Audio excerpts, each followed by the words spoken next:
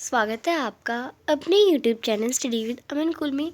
तो हमने section A पूरा कर चुके हैं। आज हम अपनी वीडियो में सेक्शन बी क्लास 10 के हिंदी का आपका जो प्रैक्टिस पेपर है जिसे हम सॉल्व कर रहे थे उसका सेक्शन बी जो है वो स्टार्ट कर रहे हैं। सेक्शन ए अभी आप तक आपने नहीं देखा है तो आप वो देख सकते हैं। तो चलिए स्टार्ट करते हैं। प्रश्न नंबर 11 है। यहाँ पे आपको केवल 3 प्रश्नों के उत्तर करने होंगे। यहाँ पे मैंने चारों के उत्तर दिए कि आपको सारे क्वेश्चन आने चाहिए बोर्ड के एग्ज़ाम से पहले। तो पहला प्रश्न है, सेनानी ना होते हुए भी चश्मे वाले को लोग कैप्टन क्यों कहते थे। ये आपकी बुक के चैप्टर का फर्स्ट क्वेश्चन है। इसको आंसर लोग बच्चे अलग अलग तरीके से करते हैं 2-3 लाइन में। तो यहाँ पे एक क्वेश्चन जो है आपका वो 2 नंबर का है, तो मैक्सिमम आपको 4 लाइन्स लिखनी होंगी। तो आप ऐसे आंसर करेंगे। सेनानी ना होते हुए भी चश्मे वाले को लोग कैप्टन इसलिए कहते थे क्योंकि वो उसके अंदर देशभक्ति की भावना कूट कूट कर भरी हुई थी। वह सच्चा देशभक्त था। ये मैंने अपनी तरफ से लाइन ऐड करी। वह स्वतंत्रता आंदोलन में भाग लेने वाले सेनानियों का भरपूर सम्मान करता था। और आप एक लाइन और लिखेंगे कि वह नेताजी के चश्मे पर जो नेताजी की मूर्ति पर चश्मा लगाता था जिससे उसकी देशभक्ति साफ साफ दिखाई देती थी। तो आप कुछ तरह से लाइन जैसे मैंने बोली है आप वो और ऐड कर सकते हैं और आपका आंसर जो है वो और आकर्षित बना सकते हैं। दूसरा है, बाल गोविंद भगत अपनी किन चारित्रिक विशेषताओं के कारण साधु कहलाते थे। तो आप इसका आंसर करेंगे। बाल गोविंद भगत एक गृहस्थ थे परंतु उनमें साधु कहलाने वाले गुण भी थे। पहला, कबीर के आदर्शों पर चलते थे, उन्हीं के गीत गाते थे। दूसरा, कभी झूठ नहीं बोलते थे, खरा व्यवहार रखते थे। खरा यानी जो चाहे तुम्हें बुरा लगे अच्छा लगे सच तो सच है, ऐसी वाली बात है। तीसरा, किसी से भी दो टूक बात करने में संकोच नहीं करते थे, ना किसी से झगड़ा करते थे। चौथा, किसी की चीज़ छूते नहीं थे, ना बिना पूछे व्यवहार में लाते थे। कुछ खेत में पैदा होता सिर पर लाद कर पहले उसे कबीरपंथी मठ में ले जाते, वहाँ से जो कुछ भी भेंट स्वरूप मिलता तो उसे प्रसाद स्वरूप घर में ले जाते। यानी उनमें लालच नामक का बिल्कुल कुछ भी नहीं था। यह आपको आंसर में लिखना था। तीसरा प्रश्न है, बिस्मिल्लाह खान को शहनाई की मंगल ध्वनि का नायक क्यों कहा गया है। तो बिस्मिल्लाह खान तो आप यहाँ से लिखेंगे या फिर पहली लाइन भी लिख सकते हैं, बिस्मिल्लाह खान को शहनाई का मंगल ध्वनि का नायक इसलिए कहते हैं। या आप स्टार्टिंग में लिखें या एंड में लिखें, दोनों जगह नहीं लिख सकते। तो स्टार्ट करेंगे। शहनाई मुख्यतः मांगलिक अवसरों पर बजाई जाती है, यानी जहाँ पे शुभ कार्य होते हैं, मांगल कार्य होते हैं वहाँ पर बजाई जाती है। कहा जाता है कि मंगल ध्वनि पैदा करने वाले वाद्य यंत्र है और शहनाई को हम मंगल ध्वनि का पैदा करने वाला वाद्य यंत्र कहते हैं। जो बिस्मिल्लाह खान है साहब इसी के द्वारा मंगल ध्वनि बजाते थे। शहनाई वादक के रूप में उनका स्थान सर्वश्रेष्ठ है। यही कारण है कि उन्हें शहनाई की मंगल ध्वनि का नायक कहा जाता है। 15 अगस्त 26 जनवरी किसी शादी किसी मंदिर जैसे मांगलिक स्थानों में शहनाई बजाकर शहनाई के क्षेत्र में उन्होंने शोहरत हासिल की है। नेक्स्ट है, एक कहानी यह भी। पाठ की लेखिका की अपने पिता से वैचारिक टकराहट, यानी जो उनके विचार थे लेखिका के अलग थे, उनके पापा के पिताजी के अलग थे। तो कैसे टकराहट होती थी वो आप लिखेंगे। तो लेखिका के अपने पिता के अक्सर वैचारिक टकराहट हुआ करती थी। तो आप लिखेंगे पहला पॉइंट, लेखिका के पिता यद्यपि स्त्रियों की शिक्षा के विरोधी नहीं थे, यानी वो ये नहीं मतलब कि कुछ पिता होते विरोधी शिक्षा के बट वो नहीं थे, परंतु वह स्त्रियों का दायरा 4 दीवारी के अंदर ही सीमित रखना चाहते थे। यानी वो चाहते थे कि पढ़ाई तो करे बट दायरा जो है वो घर के अंदर तक ही रहे, बाहर ना जाए। परंतु लेखिका क्या चाहती थी, वो खुले विचारों की महिला थी, वो तो बाहर जाके करना चाहती थी। लेखिका के पिता लड़की की शादी जल्दी करने के पक्ष में थे और लेखिका है उनका जीवन वो आकांक्षाओं का पूर्ण करना चाहती थी, अपनी इच्छाओं को पूर्ण करना चाहती थी। लेखिका का स्वतंत्रता संग्राम में भाग लेकर भाषण देना उनके पिता को पसंद भी नहीं था। पिताजी का लेखिका की मां के साथ अच्छा व्यवहार नहीं था। स्त्री के प्रति ऐसे व्यवहार को लेखिका अनुचित समझती थी। बचपन के दिनों में भी लेखिका के काले रूप को लेकर उनके पिता की मन उनकी तरफ से उदासीन रहा करता था और वो उनकी जो बड़ी बहन थी उनकी तरफ ज़्यादा रहता था। तो आप ये आंसर कर लेंगे। नेक्स्ट क्वेश्चन नंबर 12 है। इनमें किन्हीं 4 प्रश्नों में से 3 प्रश्नों के उत्तर करने हैं आपको 25 से 30 शब्दों में और ये पद्य पाठ यानी आपके पोएम जो है उनमें से क्वेश्चन है। तो इंग्लिश बाकी सब्जेक्ट के भी आप कहते हैं कि सैम्पल पेपर वगैरह डाल दो, तो इंग्लिश, मैथ्स, साइंस, एसएसटी बाकी सब्जेक्ट की भी अगर आप नोट्स लेना चाहते हैं तो नोट्स भी प्लेलिस्ट आप एक बार चेक कर लेंगे तो प्लेलिस्ट में आपको नोट्स मिल जाएंगे। सारे सैम्पल पेपर सॉल्व करा रखे हैं मैंने, तो आप जाके एक बार चैनल पे चेक कर सकते हैं, आपको बहुत फ़ायदेमंद मिलेगा। एंड आप टेलीग्राम ग्रुप भी हमारा ज्वाइन कर सकते हैं। तो उद्धव के व्यवहार की तुलना किस किस से गई, तो एक तो उद्धव के व्यवहार की तुलना कमल के पत्ते से करी गई और एक तेल की गागरी से करी गई। तो आगे आप यहाँ से आंसर करेंगे, उद्धव के व्यवहार की तुलना कमल के पत्ते और तेल की मटकी की जगह आप गगरी लिख लेंगे। गगरी आपका एग्जैक्ट वर्ड कॉपी में आपकी बुक में है से की गई है। तो आप लिखेंगे कमल का जो पत्ता होता है वो पानी में डूबा रहता है, पर उस पर पानी की एक बूंद भी दाग नहीं लगा पाती, क्योंकि उस पर या टिकती नहीं है तेल, क्योंकि नेक्स्ट आप तेल की गागरी के लिए लिखेंगे, जल में डुबोने पर भी उस पर एक बूंद भी पानी की नहीं रहती। इससे हम कह सकते हैं जो उद्धव जी है वो पूरी तरह से वो हमेशा कृष्ण के साथ रहते हैं, पर कृष्ण के प्रेम का प्रभाव उन पर अभी तक नहीं पड़ा, वो अनासक्त है, वह श्री कृष्ण के निकट रहकर भी प्रेम के बंधन से पूरी तरह मुक्त थे।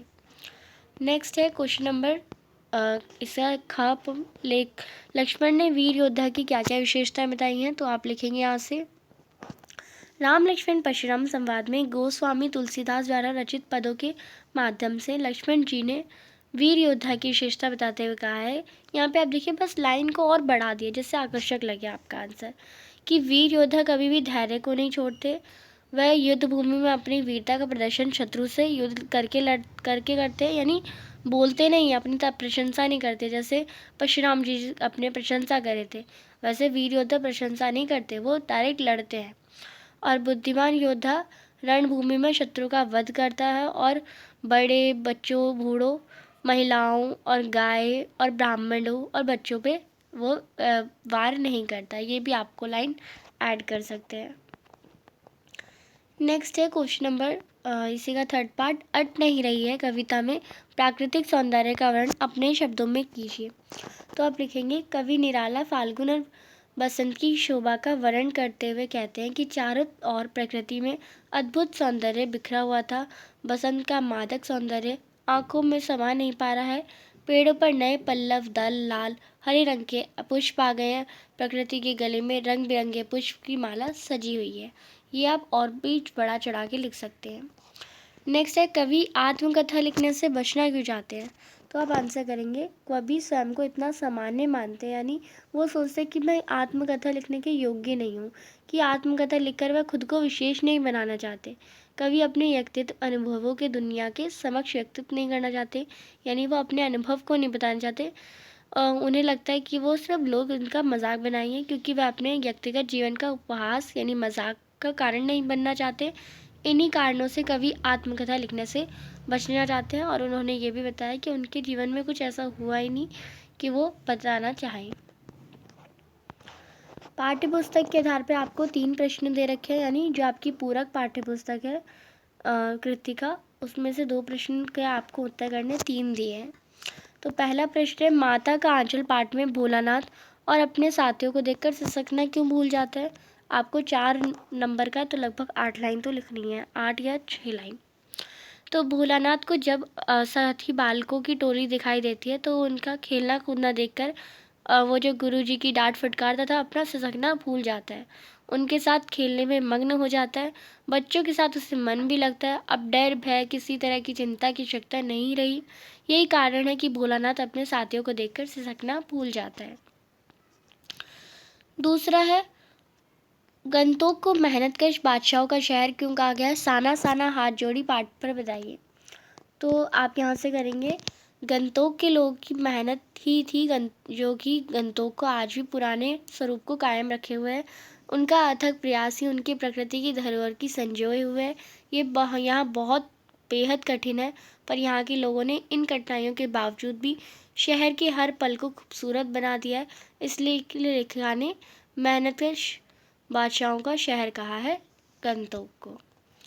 नेक्स्ट तीसरा प्रश्न है, मैं क्यों लिखता हूँ पाठ के आधार पर बताइए, लेखक को कौन सी बातें लिखने के लिए प्रेरित करती हैं। तो आप आंसर करेंगे, लेखक अपनी आंतरिक विवशता के कारण लिखने के लिए प्रेरित होते हैं। उनकी अनुभूति उसे लिखने के लिए प्रेरित करती है। वह स्वयं को जानने के लिए भी लिखने के लिए, यानी उन्हें लिखकर ही पता चलता है कि मैं क्या लिख रहा हूँ।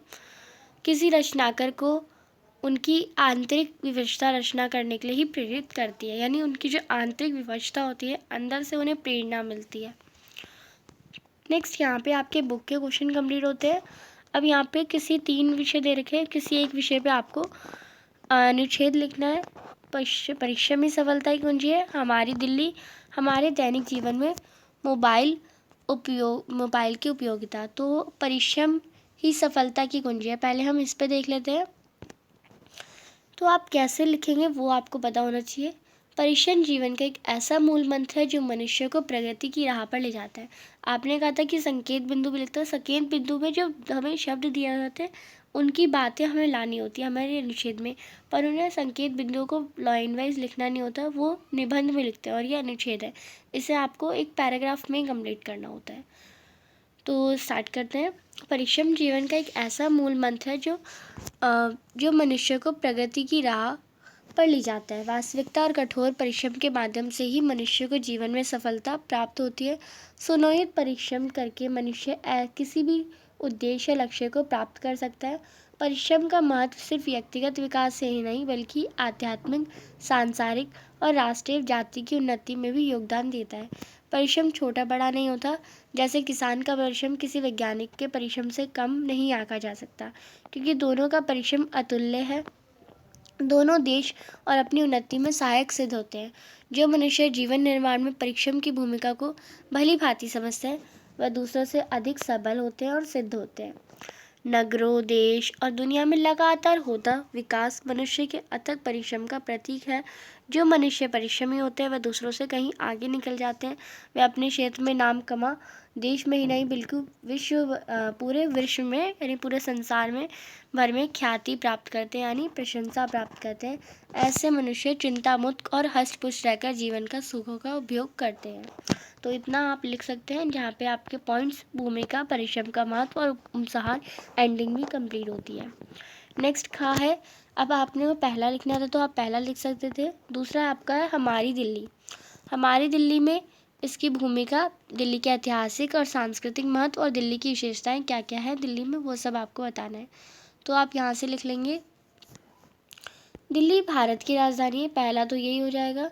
इसके पुराने नाम हैं इंद्रप्रस्थ, तुगलकाबाद आदि। ये बहुत पुरानी नगरी है जो कई बार उजड़ी और कई बार बसी है। पहले पांडव यहाँ के शासक थे, फिर चौहान वंश के राजा पृथ्वीराज ने यहाँ राज्य किया, फिर पठान शासकों के राज्य रहे, फिर उनके बाद किले, कुतुब मीनार, मकबरे आदि भी यहाँ पे बनाए जाते हैं।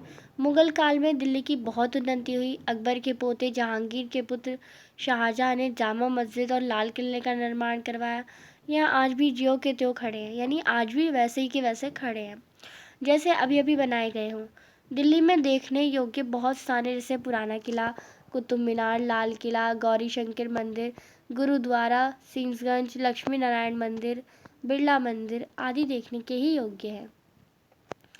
इसके अतिरिक्त यहाँ पे चिड़ियाघर, अजायब घर, जंतर मंदिर आदि भी देखने योग्य है। बागों में रोशनारा बाग, कंपनी बाग, ताल कटोरा गार्डन, लोधी बाग या लोधी गार्डन, लुद्ध विहार आदि भी दर्शन है। जैसे चंदनी चौक, खारी बावली, कनाट प्लेस, राजेंद्र प्लेस, नेहरू प्लेस, करोल बाग, सदर बाजार यहाँ के मुख्य बाजार हैं। यहाँ स्वतंत्रता के बाद 20 नई बस्तियाँ बिछाई गई हैं, जैसे राजेंद्र नगर, पटेल नगर, मोती नगर, कीर्ति नगर, रमेश नगर, राजौरी गार्डन, तिलक नगर, मालवीय नगर, वसंत विहार, सुंदर विहार, केवई नगर आदि जनकपुरी यहाँ की नई सबसे बड़ी बस्तियाँ हैं। अगर आप दिल्ली में रहते हैं तो आपको ये सब बातें तो पता ही होंगी। नई दिल्ली अंग्रेज़ों के राज्यों में बनी थी। केंद्रीय सचिवालय, संसद भवन, राष्ट्रपति भवन नई दिल्ली में ही है। नई दिल्ली में अनेक भवन कई कई मंजिलों के जो देखते ही बनते हैं। दिल्ली रेलों का, व्यापार का और शिक्षा का बड़ा केंद्र है। दिल्ली संसार के सबसे बड़े जनतंत्र भारत की राजधानी है। तो ये आप लिख सकते हैं। यहाँ पे आपको भूमिका और उसके ऐतिहासिक स्थान वगैरह ही बताने थे, जो कि हमने बता दिए एक अनुच्छेद में। और आपको ज़्यादा बड़ा भी नहीं करना, 120 शब्दों में लिखना होता है ये, तो ज़्यादा बड़ा भी नहीं करना। नेक्स्ट है हमारे दैनिक जीवन में मोबाइल की उपयोगिता। तीनों में से कोई एक ही करना है। तो इसमें आपको भूमिका, आवश्यकता, सदुपयोग, दुरुपयोग, सावधानी सब बता देनी है। तो मोबाइल के लिए क्या क्या लिख सकते हैं आप? तो आप लिखेंगे एक मोबाइल फ़ोन एक संचार उपकरण है जिसे हम अक्सर सेल फ़ोन भी कहते हैं। यह मुख्य रूप से आवाज़ संचार के उपयोग के लिए किया जाने वाला उपकरण है। हालांकि संचार के क्षेत्र में तकनीकी विकासों ने मोबाइल फ़ोन को काफ़ी स्मार्ट बना दिया है, जिससे वीडियो कॉल भी कर सकते हैं, इंटरनेट सर्फ भी कर सकते हैं, गेम भी खेल सकते हैं और उच्च रिजोल्यूशन के चित्र लेने और यहाँ तक कि अन्य प्रोसेसिंग गैजेट को भी नियंत्रित करने के लिए सक्षम हो गया है इस मोबाइल फ़ोन की वजह से। इसलिए हम मोबाइल फ़ोन को स्मार्टफोन भी कहते हैं। स्मार्ट हो गया ना इसलिए। मोटोरोला के तत्कालीन प्रेसिडेंट और सीईओ जॉन फ्रांसिसी मिशेल और एक अमेरिकी इंजीनियर मार्टिन कूपर द्वारा दुनिया का पहला मोबाइल फ़ोन 1973 में प्रदर्शित किया गया था। अगर आपको ये सारी इन्फॉर्मेशन फैक्ट्स के साथ पता है तभी आप मोबाइल फ़ोन पे लिखें, वरना ऊपर की दोनों भी सही हैं। उस मोबाइल फ़ोन का वज़न लगभग 2 किलोग्राम था। तब से मोबाइल फ़ोन प्रौद्योगिकी आकार में विकसित हुए, वह छोटे, स्लिमर और औद्योगिक उपयोगी हो गए। आज मोबाइल फ़ोन विभिन्न आकार और आकारों में उपलब्ध है। विभिन्न तकनीकी विनिर्देश और इसका उपयोग कई उद्देश्यों के लिए किया जाता है, जैसे आवाज़ संचार, वीडियो चैटिंग, पाठ संदेश, मल्टीमीडिया संदेश, internet browsing, email, video game, photography. इसमें ब्लूटूथ और इंफ्रारेड जैसी शॉर्ट रेंज वायरल कम्युनिकेशन भी अग्रिम कार्यों और बड़ी कंप्यूटिंग क्षमताओं वाले विकसित फ़ोन को स्मार्टफोन कहा जाता है। उसके पास अन्य पारंपरिक मोबाइल फ़ोन पर बढ़त है जिनका उपयोग केवल आवाज़ संचार के लिए किया जाता है। पर यह हमारे आगे आप ये भी लिख सकते हैं, पर यह हमारे लिए एक तरह से हानिकारक भी बनती जा रही है, इसलिए हमें मोबाइल फ़ोन का यूज़ थोड़ा कम करना चाहिए या लिमिटेड करना चाहिए। तो आप ये 2 लाइन भी ऐड कर सकते हैं जिससे आपका ये दोनों बिंदु जो है वो भी कवर हो जाएंगे। तो आई होप आपको ये समझ आ गया हो। नेक्स्ट क्वेश्चन है, नेक्स्ट क्वेश्चन जो है ना वो हमारे पत्र के हैं। अब पत्र के क्वेश्चन ऐसे क्वेश्चन होते हैं जो कि आपके डायरेक्ट आंसर नहीं होते, इससे आपको बनाना ही पड़ता है। अगर आप किसी अपने जस्ट इमेजिन आप अपने भाई को पत्र लिख रहे हैं, तो मुझे पता होगा कि आपके भाई का नाम क्या है, या फिर आपके भाई का कौन सी क्लास में, या आप अपने भाई से क्या क्या बात करेंगे, ये सब तो नहीं पता हो ना। तो इसके आंसर्स मैं एक्सपेक्ट करती हूँ कि आप ये खुद लिखेंगे, बट मैं आपको अच्छे से फॉर्मेट बताती हूँ। अपने विद्यालय के खेल दिवस की रिपोर्ट का उल्लेख करते हुए अपने समाचार पत्र में प्रकाशित करने का अनुरोध करते हुए दैनिक हिंदुस्तान समाचार पत्र दिल्ली के संपादक को लगभग 100 शब्दों में एक पत्र लिखिए। आप तेजस या तेजस्वी हैं। आपको सबसे पहले क्या लिखना है, सेवा में, और फिर श्रीमान संपादक महोदय, श्रीमान संपादक, यहाँ तक मैं फॉर्मेट तक आपको बता देती हूँ, संपादक महोदय। और वो पत्र किसका है, दैनिक हिंदुस्तान समाचार पत्र है। तो यहाँ पे लिखेंगे दैनिक, ये पूरी लाइन जो है दैनिक हिंदुस्तान समाचार पत्र यहाँ पे आ जाएगी। इसके नीचे फिर एड्रेस आप लिख देंगे, दिल्ली लिख देंगे। नेक्स्ट दिल्ली कोई भी डाल देते हैं, 110086 ऐसे डाल दिया। फिर इसके नीचे आपका आ जाएगा, इसमें अब आपका यहाँ पे आ जाएगा एक लाइन छोड़ के विषय, पहले दिनांक डाल देते हैं, पहले दिनांक आ जाएगा आपका। दिनांक आप जिस दिन लिख रहे हैं, जस्ट लाइक यहाँ पे आज में 5 फरवरी, तो 5 फरवरी और 2023, ये हम 2023 लिख देते हैं। नेक्स्ट इसके आगे आप एक लाइन छोड़ के पूरी, जहाँ जहाँ मैं एक लाइन बोल रही हूँ वहाँ पर एक लाइन आपको छोड़नी है, तभी आपका फॉर्मेट सही होगा। तो दिनांक के नीचे एक लाइन छोड़ेंगे, ऐसे मैंने एक लाइन बना दी। देन आप विषय लिखेंगे, विषय, विषय जो भी है आपका विषय क्या है, इसमें आपने खेल दिवस की रिपोर्ट का उल्लेख करना है। तो यहाँ पे आप लिखेंगे खेल दिवस की रिपोर्ट का उल्लेख हेतु समाचार पत्र को पत्र आप लिखेंगे, या संपादक को पत्र, ये आप लिख सकते हैं। खेल दिवस की रिपोर्ट यहाँ पे लिखेंगे खेल दिवस का रिपोर्ट उल्लेख करते हेतु पत्र, तो हेतु पत्र, ये इतनी लाइन आपको सेम ऐसी लिख देनी है। देन आप महोदय लिखेंगे। देन यहाँ पे सविनय निवेदन ये है कि हमारे विद्यालय में खेल दिवस मनाया जा रहा है, उसका मतलब आपको 1-2 पैराग्राफ में इसका आंसर करना है कि खेल दिवस में क्या क्या खेल यहाँ पे खेले जाएंगे। बॉयज़ के लिए अलग हो जाएगा, यानी लड़कों के लिए खेल है क्रिकेट और फुटबॉल, और लड़कियों के लिए हमारी रेस लगाई जाए। तो ये इस तारीख को होगा। हम चाहते हैं कि समाचार पत्र से लोग देखने आए, प्रदर्शन करने आए इसका। तो ये आपको 2 पैराग्राफ में ये लाइनें हो जाएंगी। देन एंड में आप क्या करेंगे, धन्यवाद, धन्यवाद लिखेंगे। उसके बाद उसके बाद आप अपना नाम लिखेंगे। नाम अगर आप लड़के हैं तो तेजस, लड़के हैं तो तेजस्वी लिखेंगे, और अपना फ़ोन नंबर और अपना एड्रेस ये आप लिख देंगे। अगर आपको ऊपर वाला नहीं करना तो आप नीचे वाला कर सकते हैं। आप तरुण या तरुणा है, आप आगामी परीक्षा की तैयारी की योजना संक्षिप्त विवरण करते हुए अपने पिताजी को 100 शब्दों में लिखिए। तो ये कैसे करना है, सबसे पहले आपको अपने पिताजी का एड्रेस लिखना है जो इस एड्रेस पे भेज रहे हैं। और अगर आप परीक्षा भवन के अंदर लिखना है तो परीक्षा भवन सबसे ऊपर लिख देंगे, परीक्षा भवन। और एक कोई एड्रेस, जैसे लाइक मैं यहाँ पे लिख देती हूँ मयूर विहार, मयूर विहार परीक्षा भवन। एंड यहाँ पे दिल्ली क्या है आपका, दिल्ली 1100 है 96, ये मैंने यहाँ पे 96 डाल दिया। अब यहाँ पे क्या करना है, एक लाइन का गैप छोड़ के आपको लिखना है आदरणीय पिताजी, आदरणीय, क्योंकि अगर आप पिता को लिख रहे हैं तो आदरणीय, अगर आप अपने आप से बड़े को लिख रहे हैं तो आपको सम्मान देना है, आदरणीय पिताजी। एंड सादर चरण स्पर्श भी लिख सकते हैं आप, क्योंकि आप पिताजी को लिख रहे हैं तो सादर प्रणाम या चरण स्पर्श, यानी आपके पाँव लागू, कुछ इस टाइप रहते हैं ना, तो चरण स्पर्श भी लिख सकते हैं। फिर एक लाइन छोड़ के आप अपना जो लेटर है वो स्टार्ट करेंगे कि आशा है कि आप कुशल होंगे, मैं भी यहाँ कुशल मंगल हूँ, मेरी परीक्षा आज स्टार्ट होने वाली है। आप अपनी परीक्षा की डेट बता सकते हैं, और यहाँ पे भी सब कुछ ठीक चल रहा है, मेरी परीक्षा स्टार्ट होने वाली है और शुरू होने वाली है, मैं उसके लिए बहुत चिंतित भी हूँ, पर अब मुझे पता है कि आप भी आपकी ब्लेसिंग्स वगैरह, आपकी जो आशीर्वाद है मेरे साथ रहेगा, और मैं अपना एग्ज़ाम अच्छे से दूँगी। इसका पूरा वर्णन करना है आपको, जितनी भी टेंशन वगैरह, जितनी भी अच्छा खुशी खुशी अभी आप जैसा फील कर रहे हो ना, वही आपको लिखना है, सिंपल। एंड में आप लिख देंगे आपकी आज्ञाकारी पुत्री या आपकी पुत्री, अगर आप पुत्र है तो पुत्र लिख देंगे, तरुण अपना नाम और अपना एड्रेस। अपना एड्रेस ऊपर मैंने पापा का एड्रेस बोला था, नीचे अपना एड्रेस बोलेंगे, क्योंकि आप पत्र लिख रहे हैं तो ऑफकोर्स आप उनसे दूर होंगे ना। नेक्स्ट है, आप अनुज या अनुजा है, वन पर्यावरण विभाग में आपको कार्यालय सहायक पद के आवेदन के लिए लगभग 80 शब्दों में संक्षिप्त स्ववृत्त बायोडाटा तैयार करना है। तो इसे कैसे करना है वो भी मैं आपको बता देती हूँ।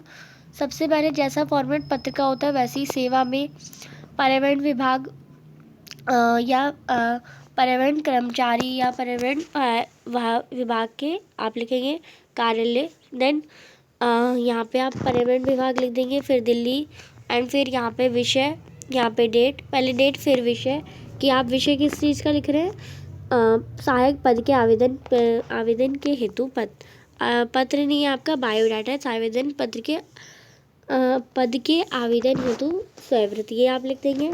देन आप लिख देंगे कि मैं पूरी तरह से इस सहायक पद के लिए योग्य हूँ, तो आप मेरा स्ववृत्त देखें। और नीचे आपको क्या करना है, आपको अभी तक स्ववृत्त तो बनाना आ गया होगा, अपना टेबल बना लेंगे, अपना आपने कक्षा 10वीं कहाँ से करी है, कक्षा 12वीं कहाँ से करी है, और यहाँ पे अपनी और डिग्री आप दे देंगे।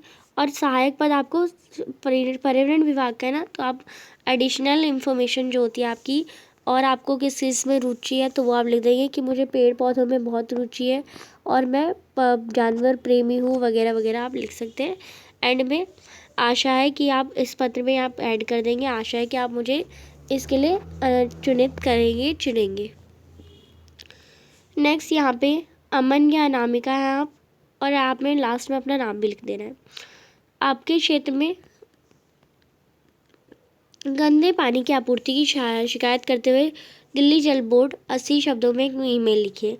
ईमेल कैसे लिखते हैं, सबसे पहले आपको अपना ईमेल लिखना है, जस्ट लाइक मैं अनामिका ले लेती हूँ, तो अनामिका, ये तो आपको इंग्लिश में लिखना होगा, अनामिका @gmail.com। फिर आप किसको भेज रहे हैं, मान लीजिए आपको यहाँ पे नहीं याद कोई नाम, तो xyz@gmail.com भी लिख देंगे आप, तो चल जाएगा। आप किसी को दिल्ली जल बोर्ड को लिख रहे हैं तो CC, यहाँ पे दिल्ली जल बोर्ड वेबसाइट भी लिख सकते हैं। देन आपको जैसे पत्र लिखते हैं वही वैसे ही आपको पूरा लिखना है कि दिल्ली पर यहाँ पे गंदा पानी आ रहा है, गंदे पानी से बहुत बड़ी प्रॉब्लम हो रही है, मच्छर पनप रहे हैं जिससे लोग बीमार पड़ रहे हैं, डेंगू फैल रहा है। तो ये सारी आप प्रॉब्लम बताएंगे और बस ऊपर का फॉर्मेट यही होता है और नीचे आपको एड्रेस लिख देना है। नेक्स्ट है लास्ट क्वेश्चन, जो कि अपने बड़े भाई की मोबाइल की दुकान के प्रचार प्रसार के लगभग 60 शब्दों में आपको आकर्षक विज्ञापन तैयार करना है। तो ये कैसे करना है, मोबाइल की दुकान है तो हम मोबाइल तो यहाँ पे लिखेंगे खुल गई, एंड यहाँ पे भी बीच में खुल गई और यहाँ लास्ट में खुल गई। आपके और यहाँ पे एक तरह से पोएम सा बनाएंगे, आपके आसपास आपके पास की दुकान खुल गई, मोबाइल की दुकान खुल गई, कुछ इस टाइप में लिखेंगे। इस तरफ एक मोबाइल बना देंगे, बहुत सुंदर सा स्मार्टफोन लिख देंगे उस पर, और कोई भी आप अच्छी सी कीपैड वाला बनाएंगे, एक कीपैड वाला बना देंगे, एक स्मार्टफोन बना देंगे।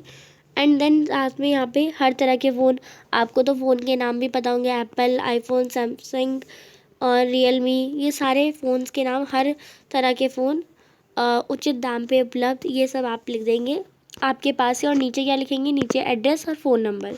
ये एक तरह से आपका विज्ञापन तैयार हो जाएगा। अथवा है अपने बड़े भाई की पदोन्नति प्रमोशन के अवसर पर उनके लगभग 60 शब्दों में शुभकामना बधाई संदेश।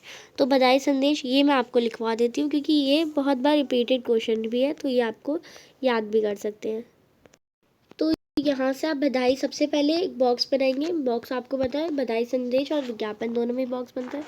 ये भी एक बॉक्स के अंदर लिखेंगे बधाई संदेश, डेट और आदरणीय भाई साहब या भाई लिख देंगे। आपकी अपने कार्यालय में पदोन्नति हुई है, आपको बहुत बहुत बधाई हो, पदोन्नति की शुभकामनाएं स्वीकार करें, ये आपके कठिन परिश्रम व लगन का ही परिणाम है। आपका भविष्य अति उज्ज्वल हो, ऐसी ईश्वर से प्रार्थना है। आपका इसी प्रकार से दिन दूनी व रात चुगनी प्रगति हो। यानी एक तरह से मुहावरा है आपका अनुज, ये आप लिख सकते हैं अगर आपको नाम नहीं दिया हो तो।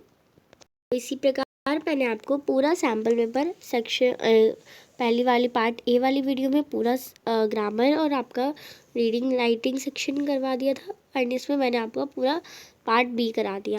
तो 2 वीडियो में आपका पूरा एक सैम्पल पेपर करा दिया, जो कि आपका आधे 1 घंटे से भी कम में, 3 घंटे का जो आपका पेपर है 1 घंटे से कम में ही मैंने आपको समझा दिया। आपको एक बार लिख के प्रैक्टिस करनी है हर एक क्वेश्चन की, ये नहीं कि आपने देख लिया। एंड चैनल को प्लीज़ सब्सक्राइब ज़रूर कर दें, ज़्यादा से ज़्यादा दोस्तों के साथ शेयर ज़रूर करें वीडियो को, कि उनके भी हेल्प मिल जाए। और चैनल को प्लीज़ सब्सक्राइब करें, और आपको कोई भी डाउट हो कमेंट सेक्शन में पूछ सकते हैं आप। वीडियो अच्छी लगी तो इसे लाइक करिए, एंड आपका कोई भी ग्रामर का, आपका कोई भी सब्जेक्ट है, उन सब की वीडियो चैनल पे डल रखी है, एक बार चैनल पे चेक कर सकते हैं, प्लेलिस्ट में चेक कर सकते हैं, आपको बहुत सारी चीज़ें हेल्पफुल में मिल जाएंगी। Thanks for watching you, bye bye guys.